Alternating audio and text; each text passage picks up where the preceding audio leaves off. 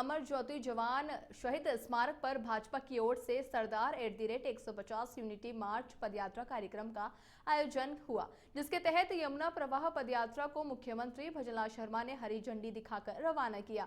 ये पदयात्रा लौह पुरुष सरदार वल्लभ भाई पटेल की 150वीं जयंती के उपलक्ष्य में केंद्र सरकार की एक राष्ट्रव्यापी पहल है।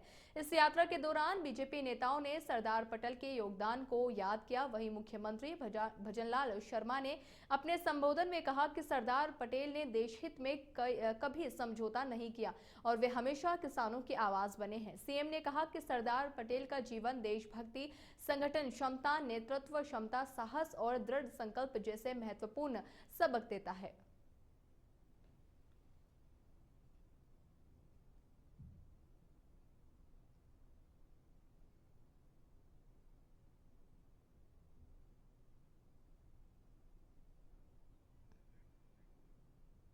कभी ऐसे आजादी के दीवाने जिनका आजादी की लड़ाई में कितना बड़ा संघर्ष रहा, कभी उन लोगों ने याद नहीं किया।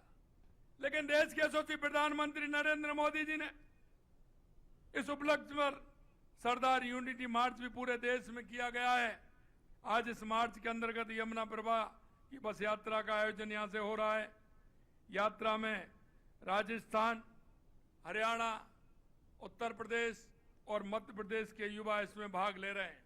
और भाग ही नहीं ले रहे, ये सरदार वल्लभ भाई पटेल जी के जन्म स्थान पर भी जा रहे हैं और उस जन्म स्थली को और उस पुण्य जन्म स्थली को जा करके अपना मस्तक भी नवाएंगे, उनको प्रणाम भी करेंगे, जो ऐसा व्यक्तित्व उन्होंने दिया है।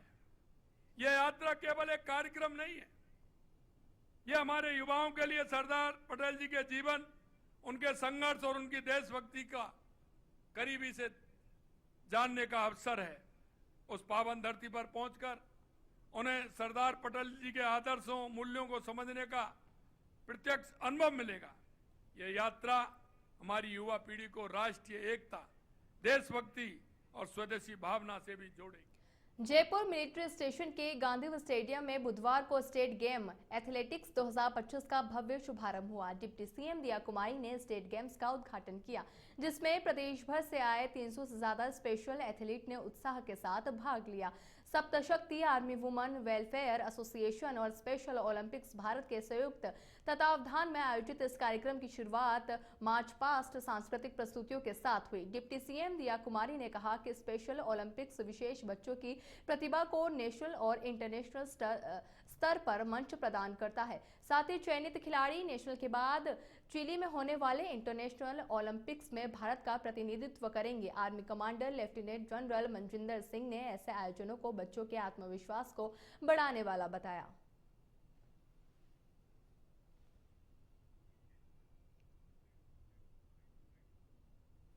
आर्मी वाइव्स वेलफेयर एसोसिएशन और स्पेशल ओलंपिक्स के साथ निश्चित रूप से ये एमओयू बहुत महत्वपूर्ण होगा। हमारे जो दिव्यांगजन बच्चे हैं, इनका टैलेंट रिकग्नाइज भी होगा, इनको एक ग्लोबल प्लेटफॉर्म मिलेगा, नेशनल प्लेटफॉर्म मिलेगा, इनको अपॉर्चुनिटी मिलेगी, अवसर मिलेगा कि वो ये बच्चे आगे बढ़ें, देश का नाम रोशन करें पूरे विश्व में। और आज बहुत सुंदर आयोजन हुआ है, एक बहुत शानदार आयोजन हुआ है। मैं धन्यवाद देती हूँ कि मुझे यहाँ आने का अवसर भी मिला और इन बच्चों के साथ इंटरैक्ट करने का भी अवसर।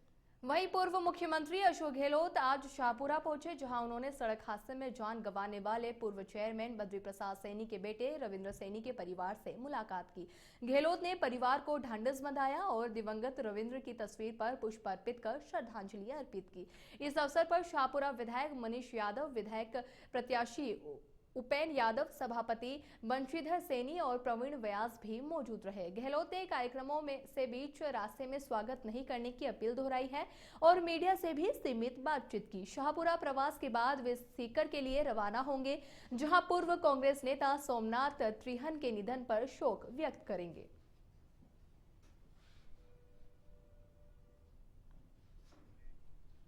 रियामडी में उपखंड अधिकारी सूर्यकांत शर्मा और अधिशासी अधिकारी धर्मेंद्र कुमार ने उपखंड कार्यालय से स्कूल तक मुख्य सड़क पर अतिक्रमण कर रहे लोगों को चेतावनी दी है। अधिकारियों ने ये कहा है कि 29 तारीख के बाद जो लोग स्वयं अतिक्रमण नहीं हटाएंगे उनके खिलाफ नगरपालिका द्वारा सख्त से सख्त कार्रवाई की जाएगी। ये कार्रवाई स्टेट हाईवे 102 के मुख्य बस स्टैंड के पास की जाएगी ताकि सड़क पर हो रहे अतिक्रमण को समाप्त किया जा सके और यातायात सुचारू रूप से चल सके।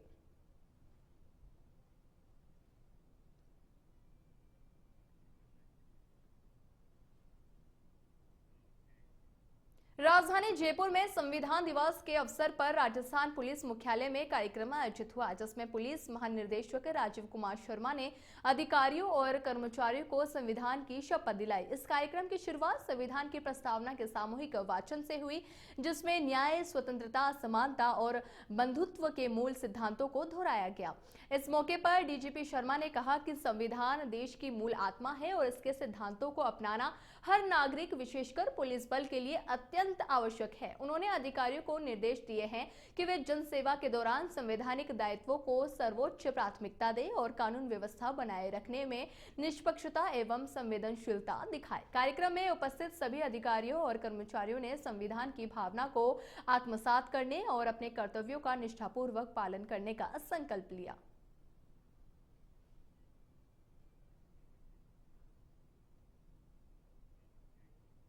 खबरों में आगे बढ़ते हैं। श्री गंगानगर की जवाहर नगर थाना पुलिस ने कार्रवाई करते हुए साइबर फ्रॉड करने वाले 3 आरोपियों को गिरफ्तार किया है।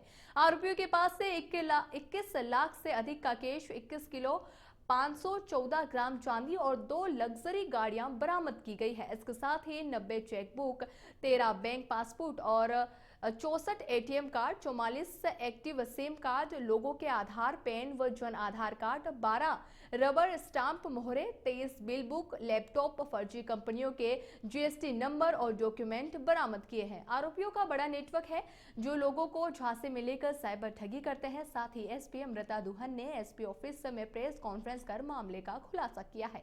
पकड़े गए आरोपियों की पहचान चंद्र कुमार, संदीप चौहान और दीपक के रूप में हुई है। साथ ही तीनों बदमाश श्री गंगानगर शहर के रहने वाले हैं।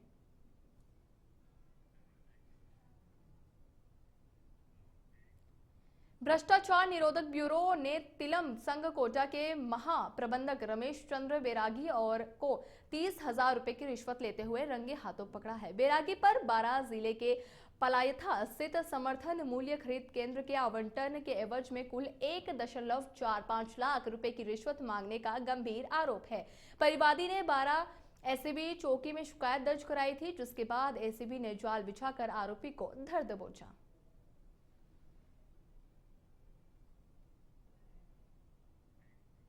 अलवर रेलवे जंक्शन के गेट नंबर 2 के पास आज सुबह एक अज्ञात व्यक्ति का शव मिलने से इलाके में सनसनी फैल गई। व्यक्ति सड़क किनारे अकड़ा हुआ पड़ा मिला, जिससे पहली नजर में ऐसा प्रतीत हो रहा है कि ठंड के कारण उसकी मौत हुई है। स्थानीय लोगों ने शव को देखकर तुरंत जीआरपी पुलिस को सूचना दी। वहीं सूचना मिलते ही जीआरपी पुलिस मौके पर पहुंची। शव को एम्बुलेंस की मदद से जिला अस्पताल भिजवाया गया है, जहां डॉक्टरों ने उसे मृत घोषित कर दिया है। उसकी जेब से केवल बीड़ी और एक मेडिकल से ली हुई गोली मिली है, जबकि कोई दस्तावेज नहीं मिला है। पुलिस मृतक की पहचान करने और मौत के कारणों का पता लगाने के लिए जांच कर रही है।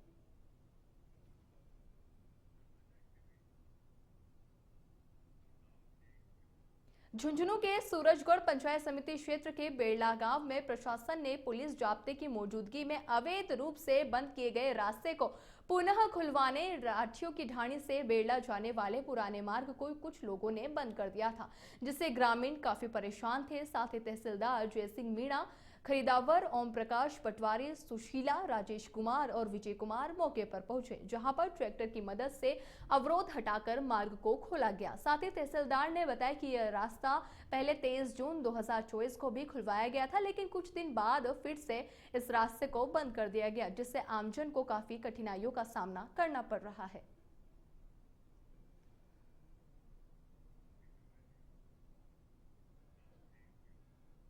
खबरों में आगे बढ़ते हैं। सीएम भजनलाल शर्मा की पहल पर 10 दिसंबर को जयपुर में प्रथम प्रवासी राजस्थान दिवस का आयोजन होने जा रहा है।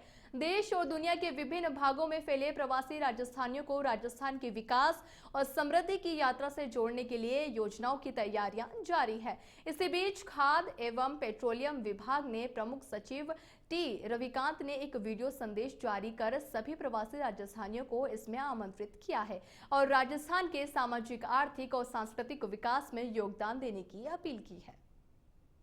खमागणी, मैं T Ravikant, principal secretary mines and petroleum, government of Rajasthan, आप सभी को 10 दिसंबर 2025 को जयपुर में आयोजित होने वाले प्रथम प्रवासी राजस्थानी दिवस के लिए आमंत्रित करता हूं।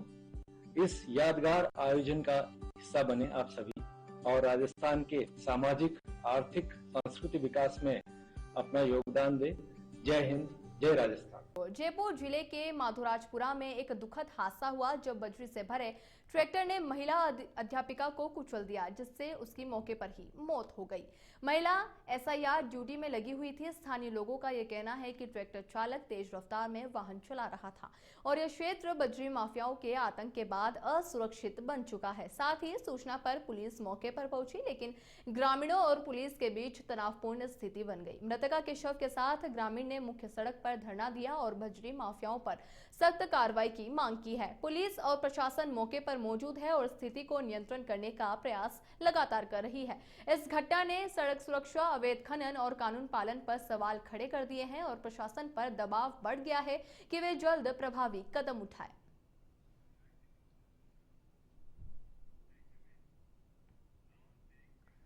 जयपुर में बुधवार को यूथ कांग्रेस प्रदेश कार्यकारिणी की विस्तारित बैठक कॉन्स्टिट्यूशनल क्लब में आयोजित की गई।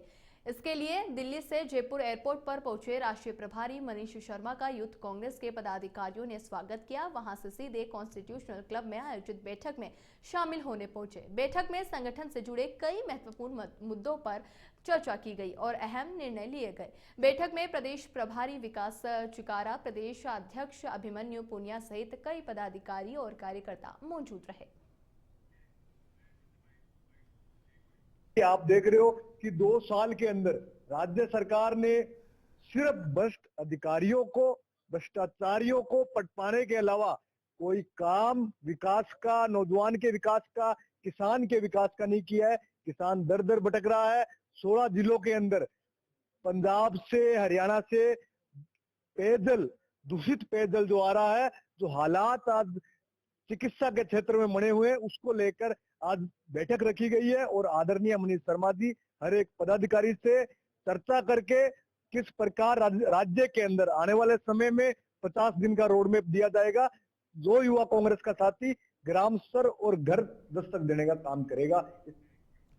संविधान दिवस के अवसर पर बुधवार को दिल्ली में रेल भवन स्थित रेलवे बोर्ड मुख्यालय में विशेष समारोह का आयोजन हुआ, जिसमें रेलवे बोर्ड के अध्यक्ष सतीश कुमार की अगुवाई में सभी वरिष्ठ अधिकारियों और कर्मचारियों ने संविधान की उद्देशिका का सामूहिक वाचन किया। ये कार्यक्रम बोर्ड के सम्मेलन कक्ष में किया गया। इस मौके पर सभी ने संविधान के मूलभूत आदर्शों का पालन करने और राष्ट्र की एकता और अखंडता को प्रशंसन बनाए रखने का संकल्प लिया है। तो वहीं अधिकारियों और कर्मचारियों को mygovernment.in और constitutional75.com वेबसाइट के माध्यम से संवैधानिक लोकतंत्र पर आयोजित ऑनलाइन प्रश्नोत्तरी में भाग लेने के लिए प्रोत्साहित किया गया। साथ ही संविधान की उद्देशिका का ऑनलाइन वाचन कर प्रमाण पत्र प्राप्त करने का भी आह्वान किया गया।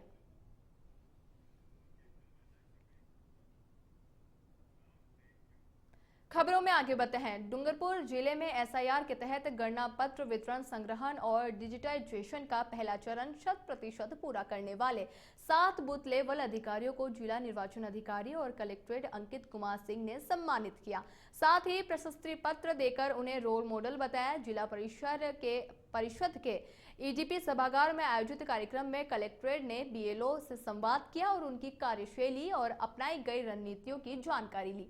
बीएलओ दीपक कलाल, राजेश मीणा, हरिलाल कटारा और अन्य अधिकारियों ने बताया कि उन्होंने समय से पहले कार्य शुरू कर मतदाताओं की मैपिंग, स्थान परिवर्तन, महिलाओं के नाम जोड़ने और दस्तावेज एकत्र करने का काम बारीकी से किया, जिससे लक्ष्य समय पर पूरा हुआ।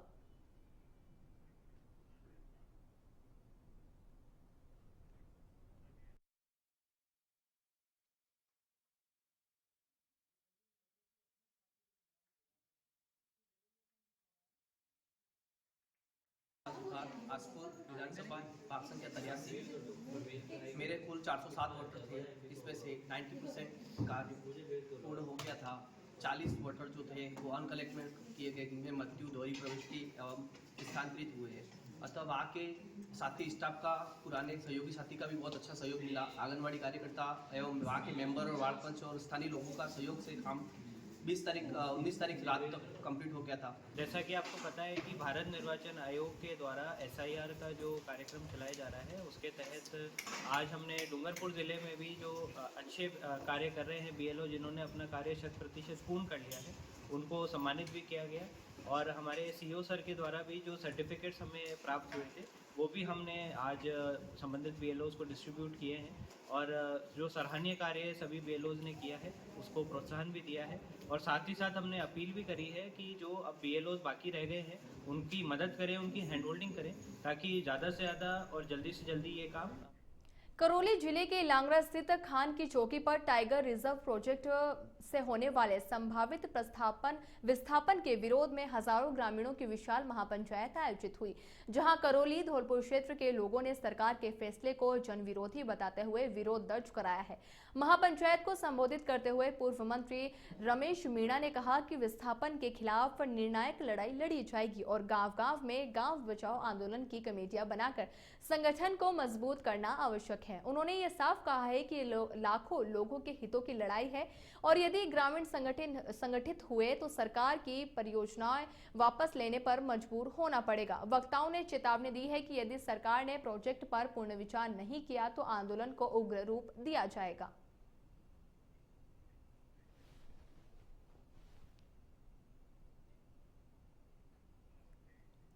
डूंगरपुर जिले के सागवाड़ा मुख्य मार्ग पर धरती माता गांव के पास एक एक्सीडेंट में महिला भगवान का दूत बनकर आई। महिला ने नाले में गिरी कार से पूरे परिवार को बाहर निकालकर जिला अस्पताल में पहुंचाया। जानकारी के अनुसार शहर के बालाजी नगर निवासी धर्मेश यादव अपनी पत्नी शिल्पा और 11 माह के बच्चे के साथ बोरगांव में शादी समारोह में शामिल होने जा रहे थे, जहां पर सागवाड़ा से डूंगरपुर नेशनल हाईवे पर धरती माता गांव के पास अचानक कार असंतुलित होकर पुलिया से नीचे गिर गई, जिसके बाद मौके पर लोगों की भारी भीड़ जमा हो गई, लेकिन किसी को भी कार में सवार लोगों को बाहर निकालने की हिम्मत नहीं देखने को मिली। इसी दौरान धरती माता गांव निवासी सूरता परमार नाले में उतरकर कार तक पहुंची और सबसे पहले 11 माह के बच्चे को बाहर निकाला गया, जिसके बाद अन्य युवकों को बुलाकर कार का कांच तोड़कर अंदर फंसे दंपति को बाहर निकाला गया, जिसके बाद सभी को जिला अस्पताल भेजा गया। वहीं मौके पर मौजूद लोगों ने महिला के साहस और हिम्मत की तारीफ की। गाड़ी आती थी डूंगरपुर था कि तब पुल है अपने धरती माता पावर हाउस के पास में, तो वहाँ पुल के नीचे गाड़ी गिर गई। उसमें से हम गिरते हुए सुना, दौड़े हमारे घर से, गाड़ी गिर गई, दौड़ो दौड़ो निकालो यूँ। तो कोई पास में नहीं था, तो मैं और मेरी बच्ची थी दोनों और एक सामने वाला लड़का दौड़ा। वो ने कांच तोड़ने की कोशिश की, उसके हाथ में कांच भी घुस गया, उसका हाथ भी